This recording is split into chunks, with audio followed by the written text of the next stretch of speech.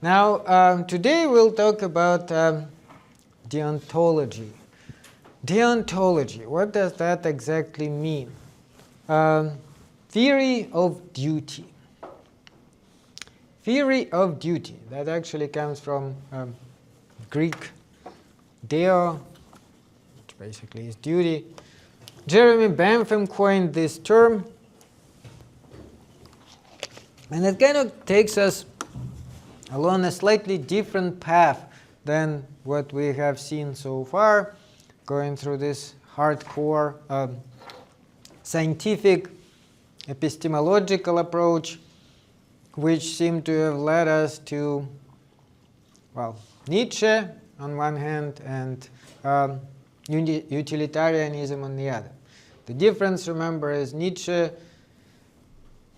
didn't think that we can really control anything, but utilitarianists thought that we can. All of this actually goes back to the Greeks, and the important question here is, what are we concentrating on?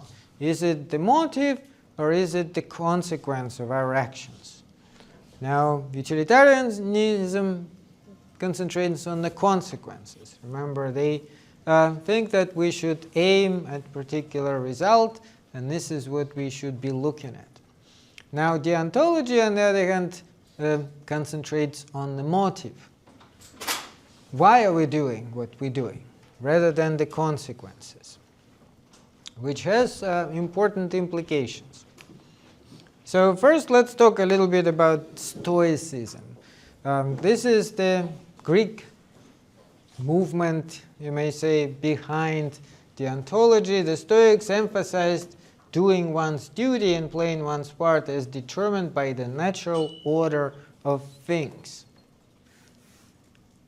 According to them, we can only control internal circumstances, not external, and can't control the consequences, hence we should think about the motives. Well, Stoicism is interesting all in itself. It's actually very exciting to many people.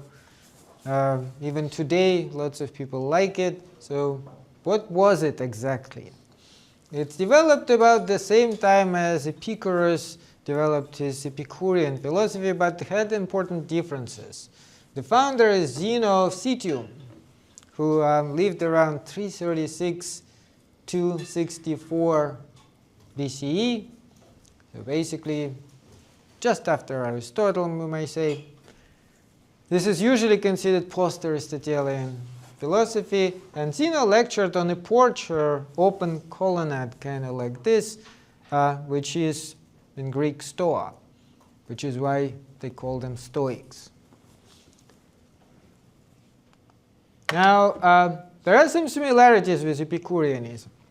And Epicureanism, remember, is emphasizing pleasure, and this is what utilitarianism basically doing. But Stoicism goes somewhat different road. However, some similarities are there. First of all, they were both enormously popular philosophies, and they provide rational justification for their beliefs. They try to explain why you should believe what they believe. They both are concerned with logic and physics, but in the same time thought that ethics is the most important part, because logic and physics is great, but the only instruments for us to understand how should we live. And both are materialistic and empiricist. So from the beginning is similar. They believe the world consists of certain material substance, although for Stoics it was not atoms. And empiricist in that we should base our knowledge of the world on observation, although again the observation led them down different paths.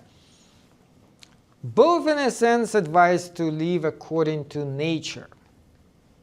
Nature being cosmos and human nature. Well, again, what exactly is nature for them led to a different conclusions. What were the differences? To Epicureans, universe is mechanistic and governed by blind chance. Remember, the atoms can fall in a variety of different ways. It's a question of chance. They did seem to think that it gives us freedom of the will, because unpredictability of that is what allows for our free will to go different paths. Stoics, on the other hand, thought the universe is purposeful and governed by benevolent divine plan. They actually thought everything is governed by strict necessity. This is kind of also why where Nietzsche got his ideas. So Epicureans thought humans are basically pleasure-seeking, right? We live for pleasure. Even though, remember that for Epicurus, that didn't mean physical pleasure. He graded more spiritual pleasures, pleasures of friendship and so on, higher, but nonetheless it is pleasure. Not for the Stoics. The Stoics thought the character, virtue, self-discipline, fulfillment of duty, those are the values. They actually thought highly of Socrates and thought his life exemplifies that. He was not seeking any pleasures. He was doing what he felt was right, and he died for it. Now, for Epicureans, virtue only has value as long as it helps to achieve the end, the happiness. And their social philosophy was basically non-existent. They discouraged any participation in government, in all those public affairs. Very different from Stoics. The Stoics thought that we should subordinate our selfish interests to fulfillment of more universal ends and develop a social philosophy emphasizing all humanity constitutes one great community of family. So that idea, of course, still with us today, and in fact more so than during some other periods. They had different view of divinity. They call it by different names: Zeus, God, nature, order, universal reason, fate, destiny, providence. And although there are many aspects of God that are transcendent, God also is diffused throughout the world. So it's both transcendent, it's outside the world, but it also is in the world. And God, as it is in the world, is logos. The rational order of the world, the rational principle, that is God itself. By the way, they also did a lot of good work on logic. Big chunk of logic was developed by the Stoics, partly because they thought that that actually is, you may say, God's mind. We're studying God's mind. And so it takes the form of this all-permeating cosmic fire. This is some of the philosophy of Heraclitus, who is a pre-Socratic philosopher. So this logos, although the world is material, the world is also kind of like a continuum, like a field of force. It doesn't really have atoms, but it has this vapor, pneuma they called it, which is in everything, in human beings in particular, one living body, and the logos is its soul and reason. Little sparks of divine fire, the logoi, are dispersed throughout the world like seeds to guide the growth and development of each thing. And since everything develops according to God's plan, just like logic itself, it follows rigid necessity. Everything is necessary. No chance or contingency. Nothing happens for no reason. Everything happens for a specific reason, has causes. Every detail in the universe is determined to fulfill the meaningful, benevolent purpose. So what are we supposed to do then? How are we supposed to live if everything is determined? We control our attitude to it. We do not control the events, we control our attitude, and we should adjust our attitude accordingly. This is a good quote. Suppose a dog to be tied to a wagon. If he wishes to follow, the wagon pulls him and he follows. so that his own power and necessity unite. But if he does not wish to follow, he will be compelled to anyhow. The same is the case with mankind. Even if they do not wish to follow, they will be absolutely forced to enter into the fated event. So things happen whether you want them or not. You have two choices. You can go along with it and be this smart dog, or you can try to resist it, and then you'll be dragged because the wagon goes where it goes. So be a smart dog. Now, we are free as long as we act on the basis of logical thought. This is an interesting, important idea which we will see again when next time we want to talk about Hegel. So what exactly is this idea of freedom? Suppose you have 3 doors. And you can pick any one you want. Which door you want? Why? Exactly. You may as well go left, right? Okay, so in other words, you have freedom. You can choose any one you want, but you don't have freedom because you don't know which one to choose. Now let's say I gave you this information. I told you behind this door they will kill you. Behind this door they will rape you. And behind this door you'll find love of your life and $1 million. Now, which door will you pick? Good choice. Yeah. Yeah. Sometimes when I ask the students just to play with me, say, I still want the other door, like the one. Well, that's because it's not a real choice, right? You can say whatever you want. If it was a real choice, everybody would go through this door. And that is pretty clear. There is no people who would voluntarily choose to be killed or raped. So you see, interesting point here. When you can choose any door you want, you don't have any information, you're not free. You may feel like you're free, but you're not. Once you got the information, your choice is clear. Now you really may say, don't have much of a choice, but now you are truly free. Because now you can choose the right door. So that's the idea here, right? There's logical necessity in everything. If you understand what the correct choice is, you will make the correct choice. And that is freedom. Now, when people think that doing whatever you want is freedom, they are confused. In fact, if you really don't know what is behind each door, sometimes what do? You may do a random draw of some sort. That's why people flip a coin. I don't know which way to go. Let me flip a coin. Why do they do that? They want to give up their choice and they want the coin to choose for them. Right? So that just shows to you that if you don't know which way to go, if you don't know what to do, you're not free. You're only free when you know exactly what to do. And when you know exactly what to do, that is true freedom, which is, like I said, we will see again with Hegel and with Marx, realized necessity, they called it. Freedom is realized. You realize what is necessary, and that is freedom. Now, that is a similar idea.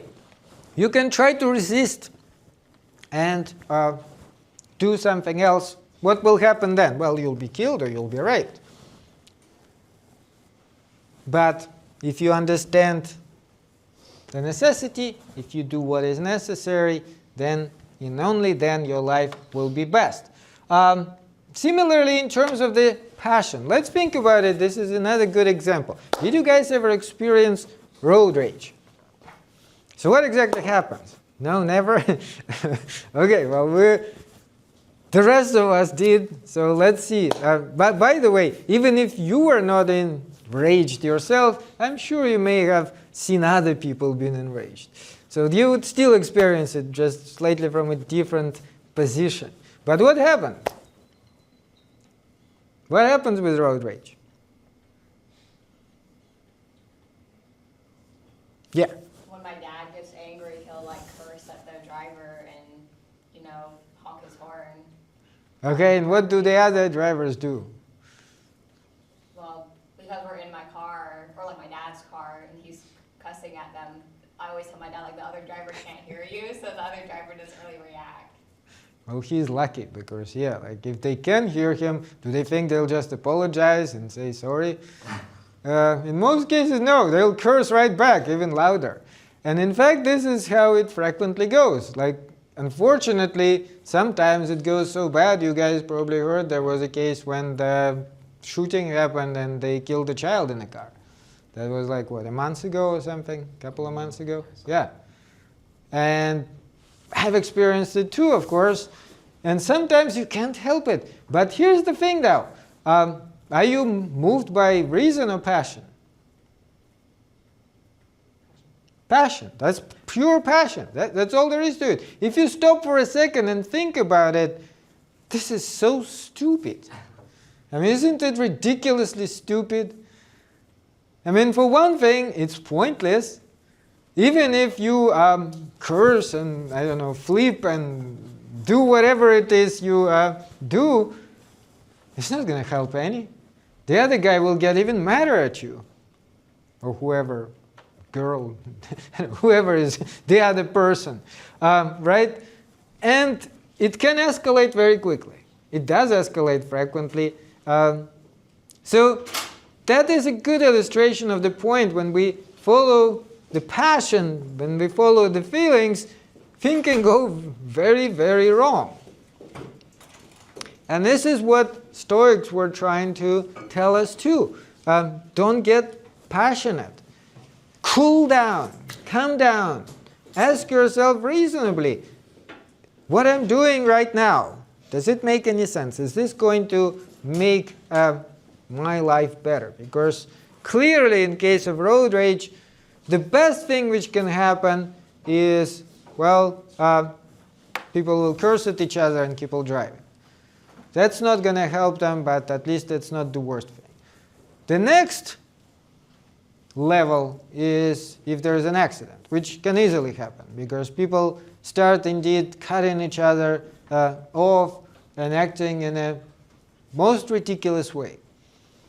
And the worst of the worst is, of course, when it does get to guns and other horrible things. And then next morning, like this guy who killed a child, what do you think he thought about it next morning when he woke up in a jail cell? Was he going, well, at least I showed him? No, of course not. He probably realized that he ruined his life. He ruined the life of another person, took away the life of another person. Over what? What was the point of any of this? This is the most ridiculous example, but it's a good example. And we frequently go like this because we frequently are driven by passion. And every time we're driven by passion, if you think about it, we go the wrong way. It may not be as bad as in this case, but it certainly is never good. When you feel like you are driven by emotions, anger, hatred, whatever it is, always a good idea to just stop, cool yourself down, tell yourself, calm down, tell the other person to calm down, and that is the best you can do. And if you do that, then most likely things will be great. And if you don't do that, if you feel even more enraged by the fact that they are enraged, that can escalate all the way to absolutely horrible consequences. So this is basically their idea. And Stoics, of course, thought that we should always be absolutely chill about everything, follow reason and reason only. Now, they distinguish 4 kinds of emotions. Chrysippus, one of the first Stoics. So pleasure, they would call it a present good. Desire, a future good. Grief, a present evil. And fear, a future evil. all of them are mistaken judgments. When we experience this sort of emotion towards the events in life, it is irrational. And then we regret the necessary order of the universe. We should not think of pleasure as good at all. We should not think of desire as good. Grief, then, is also not necessarily evil, and fear is not evil. Now, their ideal life was apathy. Apathy, freedom from passion. Realize that everything happens out of necessity. If the other person is mad at you for your driving, just be absolutely cool about it, as cool as you can. And similarly about many other things. Because I guess one thing which, in terms of road rage, makes us so mad is the fact that there is a human agent in another car driving irrationally. But sometimes you can get mad at things which are completely out of anybody's control, right?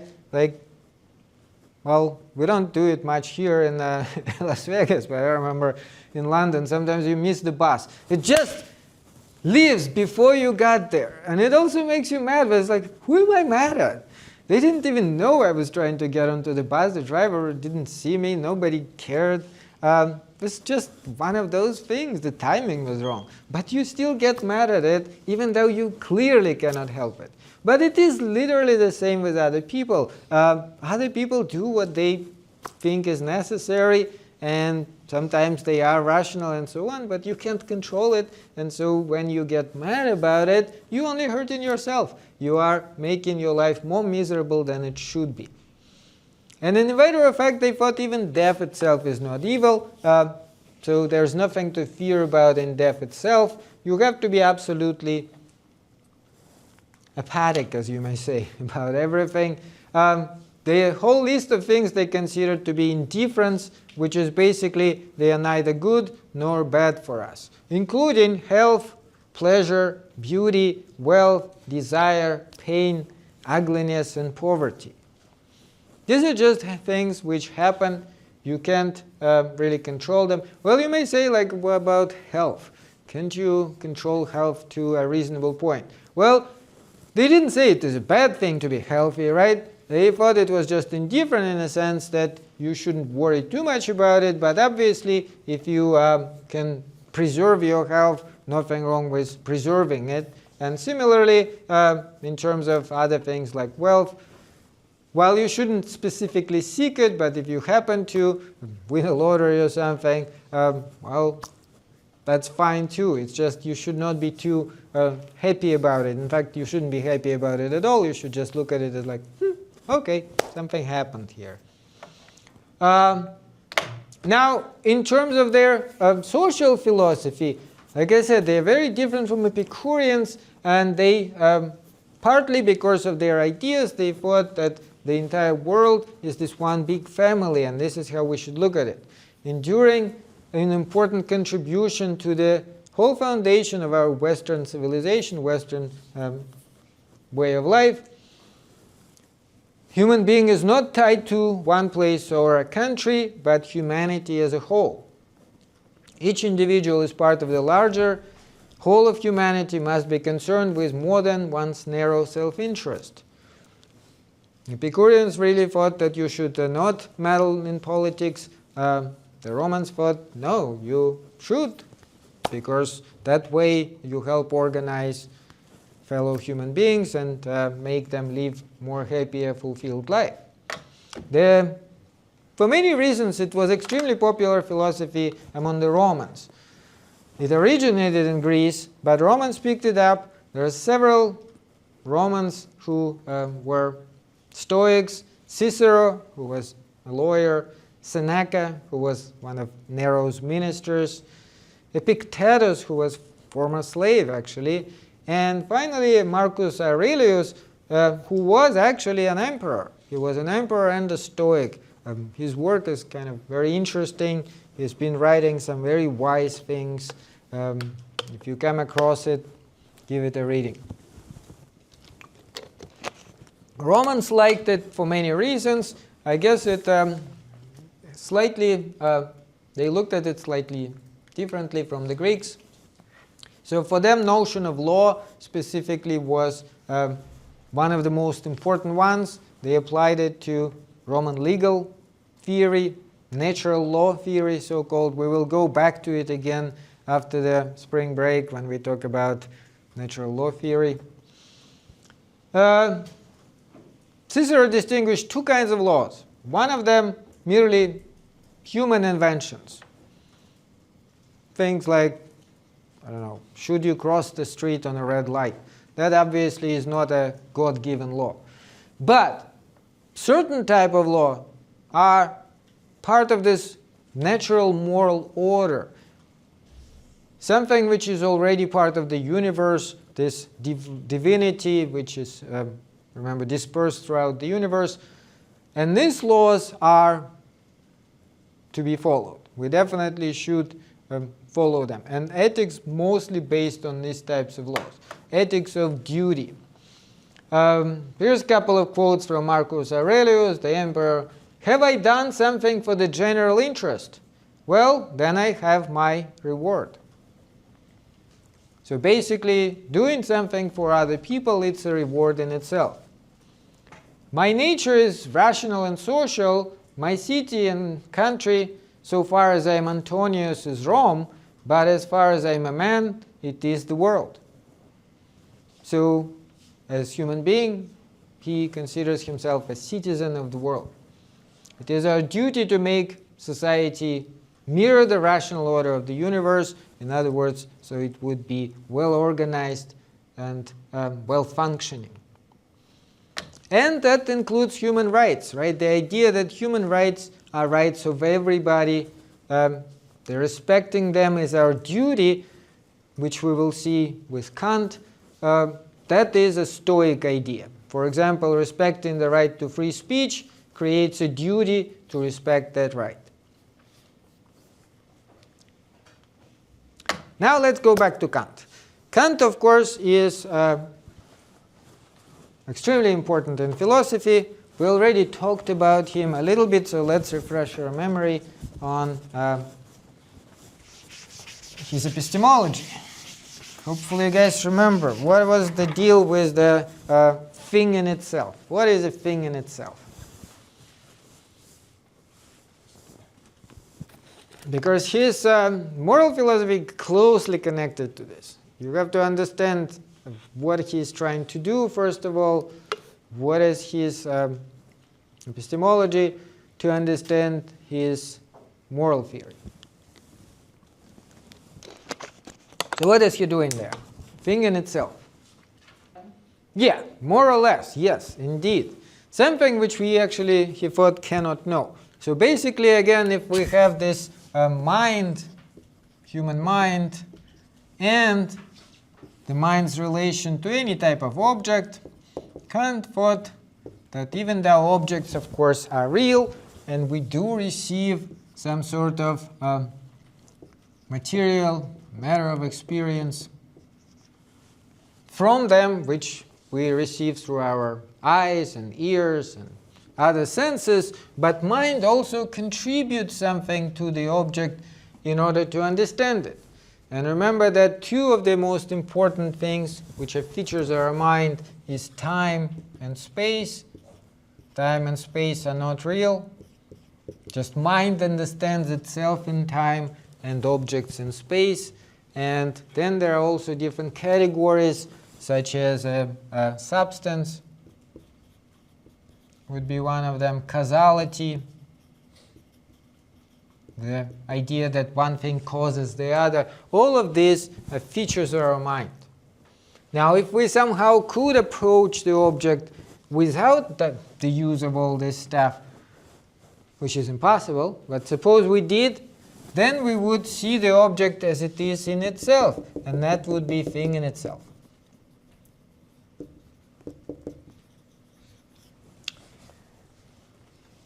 Phenomena and nomena. So what part of it is phenomena? What we can understand. Yeah, that right here. This is phenomenal world. This is the world which physics studies and other sciences. Noumena is this world.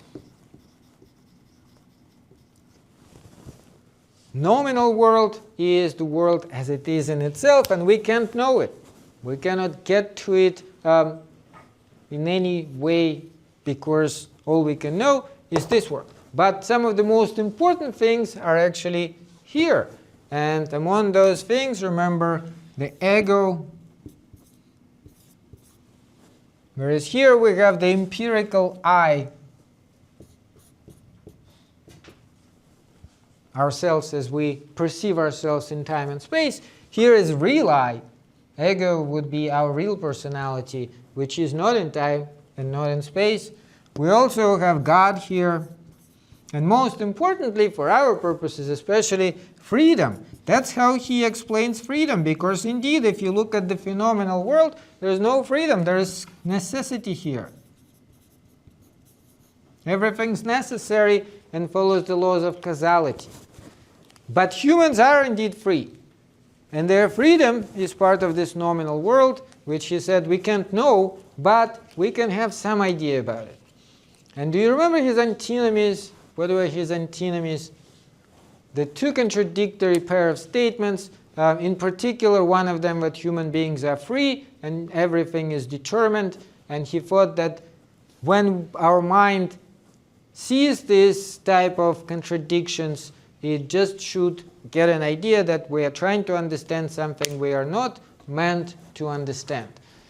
It's type of like, if you take the very old computer from the 1990s and try to load a modern computer program on it. And the computer will then give you an error message, because it's too complicated. He cannot handle this type of program. Similarly here, our mind gives us an error message. It tells us, you guys are trying to understand something you're not supposed to. So that's the antinomies. Among the other antinomies was the fact that the world does have the smallest building blocks, particles, or the world does not have them. The world does have beginning and the end in time, and the world is endless. And the fact that there is God, and the fact that there cannot be any God. So according to Kant, those are antinomies of pure reason. We will see them again later, because for Hegel they play a very important role. So for what purpose does he use them? Like I already said, to prove to us that our mind indeed can only work with phenomenal world and cannot understand the nominal world. Now, why is this important for morality and freedom? Here is a quote. He says, if there is no original being different from the world, no God.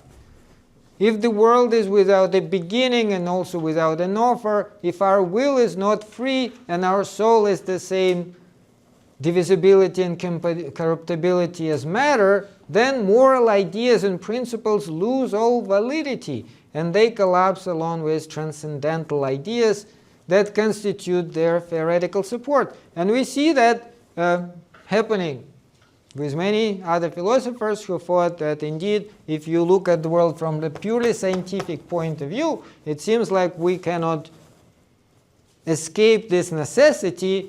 So what are we doing then? We are not free in a literal sense. We are like robots. We are just playing out the programs. Then why even study ethics? What's the point? I mean, it's already determined what you're going to do. If some of you are going to end up embezzling or something, then that is already written in the book of the fate. And nothing I can say or do can change that. But Kant did not think so. He actually thinks that the world is more complicated than that. And even though what we observe is the phenomenal world, but there is still this nominal world too. And that world is the world which is controlled by different laws. So ethics to Kant is a rational discipline. Critique of pure reason, where he described this part, was the theoretical part of it. He called it theoretical reason. But then he also wrote another critique critique of practical reason, and the practical reason is the aspect which is in the domain of ethics. Similarly with Foundations of the Metaphysics of Morals, that was written a couple of years before Critique of Practical Reason on the same subject, and that actually is what hopefully you guys did read, because this is where he describes what does all of this kind of lead us to in terms of ethics. He considered it to be another Copernican revolution. Remember, his first Copernican revolution is how does the mind and objects relate. But in this case, it is also a Copernican revolution, since the moral principles cannot be derived from experience. The mind must bring its own rational principles to the experience derived on the basis of reason. So that's the idea here.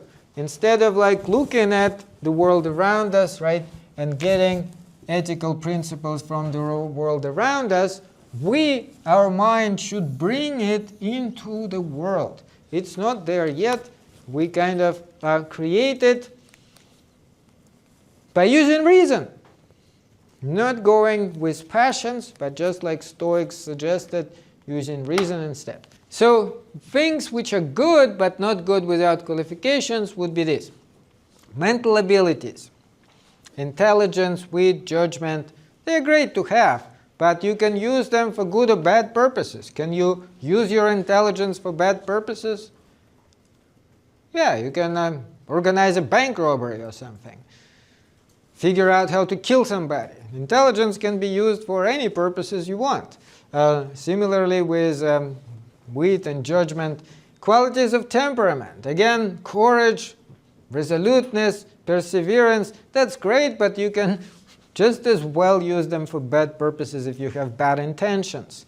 Robbing a bank would be, again, the example. If you're a very courageous person, you'll do it courageously, but that still is an evil act.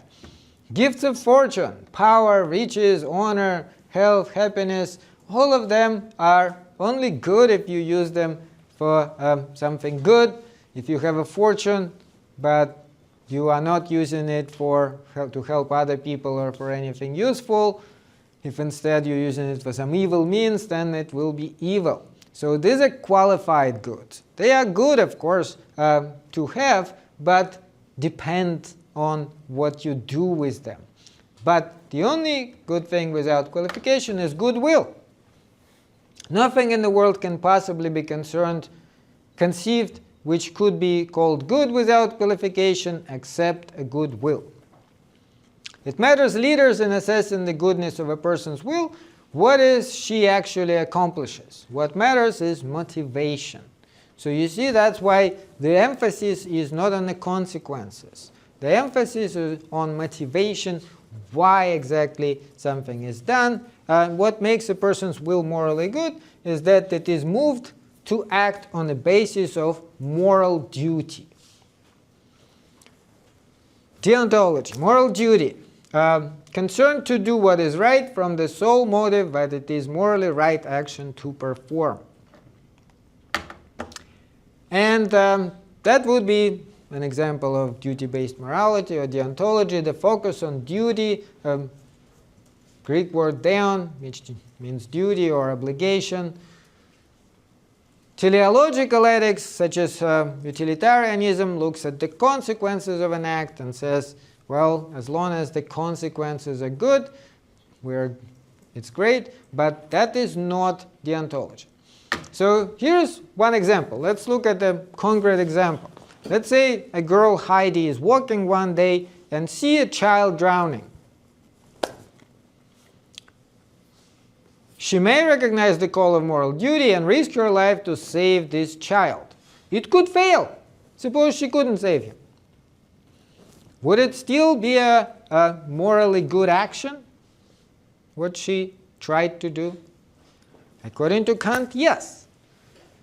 The goodness of the will motivating these actions is what shines brightly. That is the only important thing. We cannot control the consequences. That's his point. Like, it's possible that even with the best intention, we will not be able to save this child.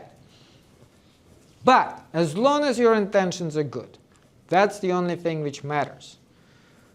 Now, consequences don't matter for several other reasons. So if the actual success of one's moral endeavors is not what makes the will good, the example just mentioned might lead to us to suppose that Heidi intended to produce good consequence is what made it good, but it's not.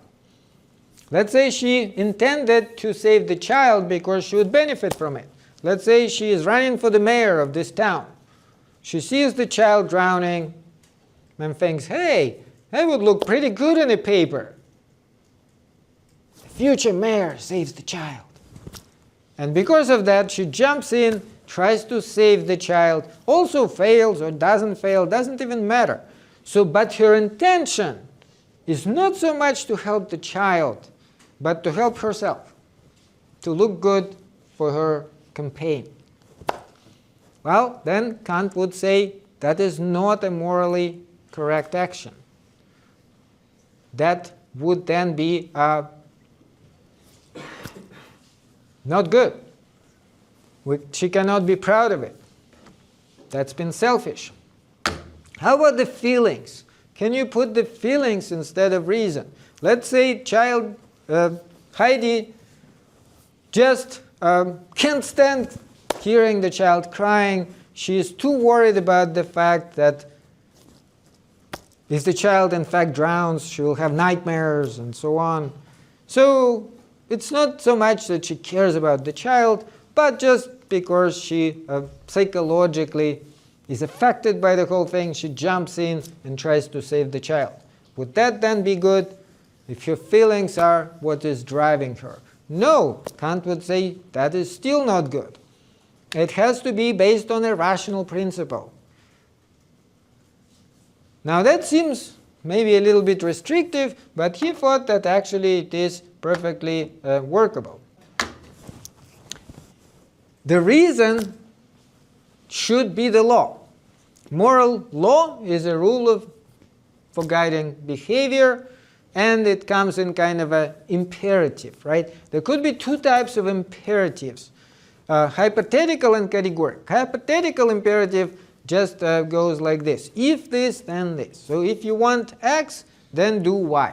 It doesn't really tell you that you should do Y. It just tells you that if you want a certain outcome, this is what you should do. But that can be used for any purposes, right? For example, you can argue, if you want to kill your neighbor, use strong poison. The question, of course, is, should you want to kill your neighbor? Nonetheless, the imperative itself here doesn't determine that. Categorical imperative is different. Categorical imperative just tells you, do X. It's not optional. So this would be what Kant was trying to come up with, the categorical imperative, which we can use to guide ourselves through life, which doesn't depend on any prior conditions. And this is the categorical imperative he came up with. There is therefore only one categorical imperative. It is act only according to that maxim by which you can at the same time will it should become a universal law. So anytime you're doing something, ask yourself, do I want this to become universal law? Do I want everybody to do this? And if the answer is yes, then do it. And if the answer is no, then don't do it. So here's an example. Suppose you need to borrow money, but to do so, you must promise to repay it, even though you know you will not be able to repay it. If you apply this principle, you should ask yourself, do I want everybody to do this? Do I want people to borrow money and not pay it back? If your answer is yes, then go ahead. But if the answer is no, if you're only thinking, okay, it's okay for me because I'm special, but other people shouldn't do it. They should always pay back. This neighbor who borrowed $10 from me, he better pay me back. Then, of course, you are being hypocritical, and that actually is a logical contradiction. You're contradicting yourself. So that's an important point for him, because he doesn't use it on the basis of feelings or outcomes. He uses it on the basis of rationality alone. So if you could rationally will that whatever you do becomes universal law, then that should be followed. But if the answer is no, then that should not be followed. And that way, you will actually be indeed truly free, because you will be controlling yourself. Your reason gives you the command what to do or what not to do. Not some sort of external law or external pressure, but your own reason, right? And an important point again is that this is based on logic and logical contradiction. If you're doing something which you don't think other people should be doing, you're contradicting yourself. It's not the consequences which matter. It's not that you actually expect other people to do this or not to do this. What matters is you're contradicting yourself, you're not listening to your reason. It is inconsistent, it is irrational. Now, he also gives two more formulations of categorical imperative, but he says they basically lead to the same result. So they basically are just like same thing in different words. Here's the second categorical imperative. He says, act so that you treat humanity, whether in your own person or in that of another, always as an end and never as means only. Treat humanity always as an end and never as means. So instead of having a conditional value, like it depends, do I need this person or not, people have absolute value. Everybody is valuable, and you should also recognize it. You may say, well, don't I sometimes use people as means? Like, for example, a waiter in a restaurant or a cashier. They are only doing a certain service for me. Does that mean that I'm using them as means and not as an end in themselves? No, actually, because it also depends how you treat them, right? Are you actually treating them as human beings who happen to do you a certain service, or are you treating them as a robot, as a pure function? So if you're treating them as human beings, then you're treating them as an end, with respect and dignity, which every human being deserves, no matter what they are doing, no matter what their job is. But on the other hand, if you are being rude to them, dismissive, then you are treating them as means. You're only treating them as a tool to get your meal or to get whatever it is you want, rather than as valuable human beings. And in fact, he thought that we should also apply it to ourselves. How can we apply it to ourselves? Well, for one thing, he was saying suicide.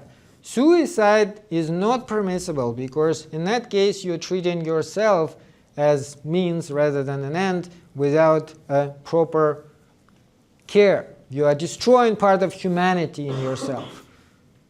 So he thought suicide is not allowed. And the third formulation of the same categorical imperative, the principle of autonomy, the idea of the will of every rational being making universal law. In morality, we all kind of wear two hats. One of them is, so far as we're truly moral agents, we are bound by the moral law. But insofar as we are rational persons, we are autonomous legislators of this law, which is why we should operate on the basis of our own reason when we do everything, right? This reason is what our mind itself tells us. The categorical imperative, in all its formulations, is self-governing law. We are legislating ourselves. In that sense, then, we are truly free. On the other hand, if you think that getting away with, I don't know, robbery or something is being free, that certainly is not, because then you are not following reason. And if you're not following reason, you are not free. And of course, later on when you got caught, you will literally be not free.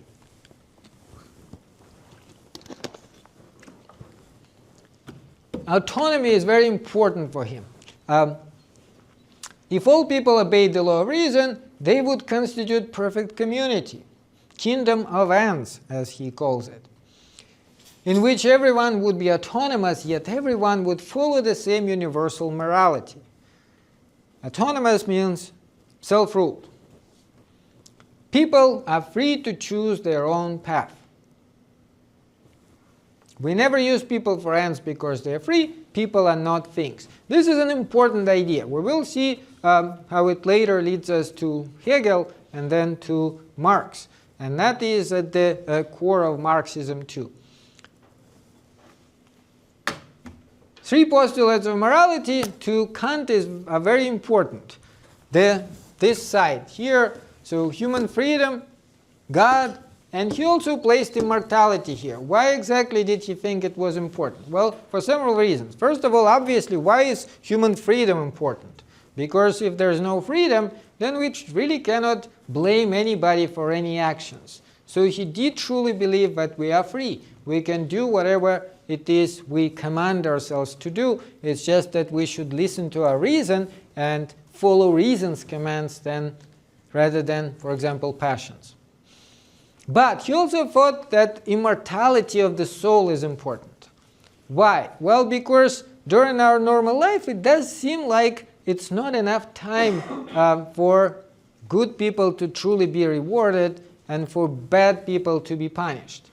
So Kant thought that the only way for us to understand that eventually we will all be rewarded or punished for everything we do would be following with immortality, and understanding that the soul is immortal, that we will live again and again, and then eventually there is also an idea of God, which he thought cannot be proven by logic, but it is important for us because just distribution of this happiness at some later time is guaranteed only by God.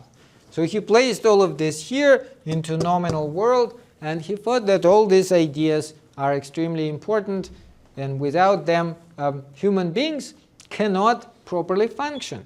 Because if we follow any other path, according to Kant, let's say utilitarianism, but with so many problems with utilitarianism, it does seem like an abstract principle, right? In utilitarianism, it seems great.